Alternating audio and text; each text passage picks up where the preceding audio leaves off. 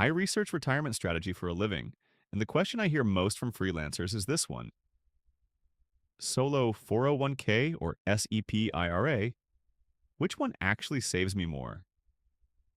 Here is why the answer matters right now. According to the Social Security Administration, the average monthly retirement benefit in 2024 was just 199.7.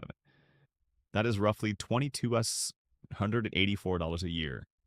If you are self-employed with no pension and no employer match, your retirement is entirely on you.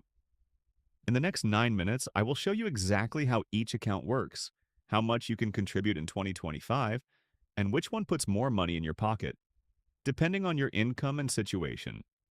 Chapter 1. Why freelancers need to think about this differently.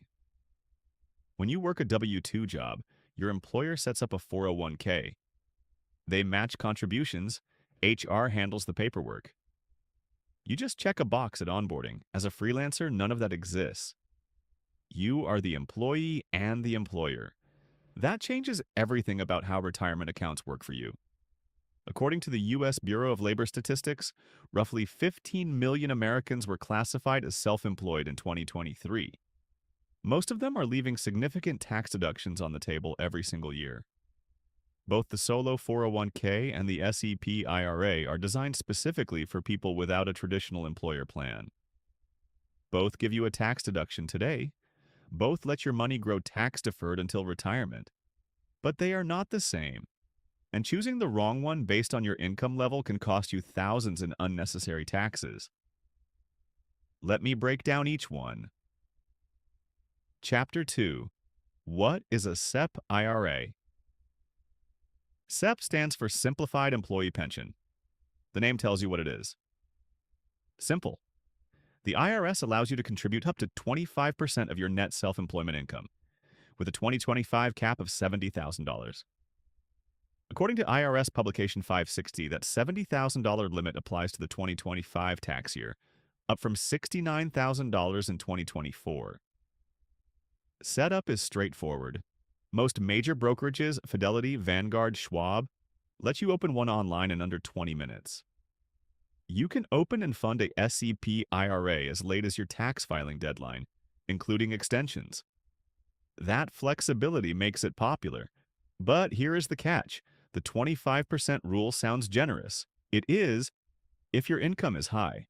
But that 25% is calculated on your net self-employment income after the deduction for half your self-employment tax. So the real contribution rate lands closer to 20% of gross self-employment income for most sole proprietors. Your actual contribution limit depends entirely on your net earnings, and your filing status can shift that number. Chapter 3. What is a solo 401k? The solo 401k, also called an individual 401k or a one-participant 401k, is the plan the IRS designed for self-employed individuals with no full-time employees other than a spouse. This is where things get powerful. With a solo 401k, you contribute in two roles. As the employee, you can contribute up to $23,500 in 2025. That is the IRS elective deferral limit for the 2025 tax year. If you are 50 or older, you can add a catch-up contribution of $7,500, bringing your employee side limit to $31,000. Then, as the employer, you can add a profit-sharing contribution of up to 25% of your net self-employment compensation. The combined total, employee plus employer, cannot exceed $70,000 in 2025 or $7,500 if you are 50 or older. That catch-up provision matters a lot for anyone in their late 40s or 50s who is playing catch-up on retirement savings. How much you can actually contribute still depends on your net income. The math changes based on your specific earnings. Chapter 4. Head-to-head. Contribution limits and tax savings. Let me show you the real difference with a concrete example. Suppose your net self-employment income is $80,000 in 2025. With a SEP IRA, you can contribute roughly $14,842. That is 20% of $80,000 after the standard SE tax adjustment, a number consistent with IRS calculation worksheets in Publication 560. With a solo 401k, you can contribute that same $14,042 as the employer contribution, plus up to $23,500 as the employee. Your total potential contribution is roughly $38,342. Same income, nearly $24,000 more going into a tax-deferred account. If you are in the 22% federal tax bracket, that additional $24,000 in contributions saves you roughly $5,280 in federal income taxes in 1 year. According to IRS data for the 2023 tax year, the 22% bracket applies to single filers with taxable income between roughly $44,725 and $95,375. Your bracket shifts that savings number up or down. The solo 401k does have one administrative requirement. The SEP IRA does not. You must establish the plan by December 31st of the tax year, not at filing. If you miss that deadline, you lose the contribution for that year. The SEP IRA gives you until your filing deadline. That flexibility difference is worth planning around. Chapter 5.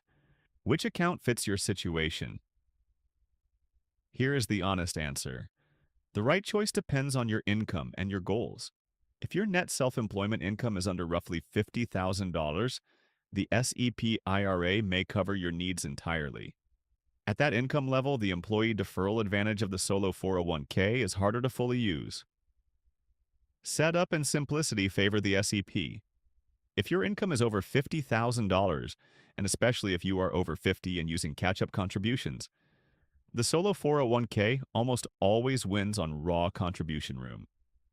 That translates directly into lower taxable income today. There is one more advantage of the solo 401k that freelancers often overlook. It can offer a Roth option.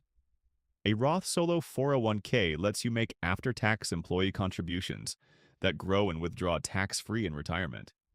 According to Vanguard's 2024 How America Saves report, Roth utilization among 401k participants under age 50 has grown significantly.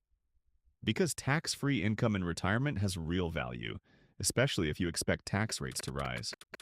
The SEP IRA has no Roth option. If tax diversification in retirement matters to you, the solo 401k is the only path. One more consideration.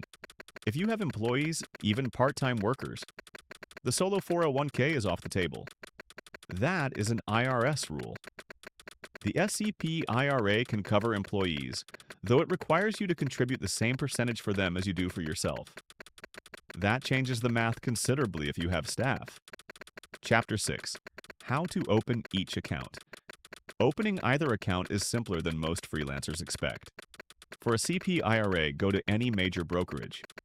Fidelity, Vanguard, or Charles Schwab are the most commonly used. Fill out a one-page IRS Form 5305 SEP. That is your plan document.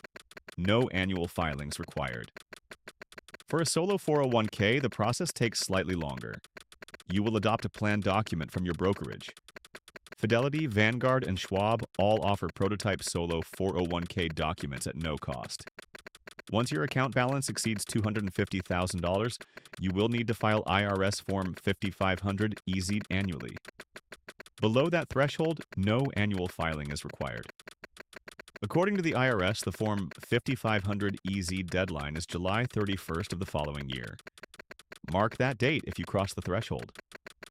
Both accounts let you invest in index funds, ETFs, and other standard brokerage offerings. The investment options are nearly identical. The difference is entirely in the contribution structure, and that structure is where you either maximize or leave behind your tax savings. Disclaimer segment. This video is for educational purposes only and is not tax or financial advice. Consult a qualified CPA or financial advisor for advice specific to your situation. CTA. If this breakdown helped you, subscribe to Freelance Finance. Every video here is built for people who work for themselves and want to make smarter financial decisions, without an HR department to help. Next up, how to calculate your actual self-employment tax and reduce it legally using a strategy most freelancers have never heard of. That video goes live next week. If you want a simple place to start, The link to open a solo 401k or SEP IRA with Fidelity is in the description below. This video may contain affiliate links. I only recommend tools I use personally. See you in the next one.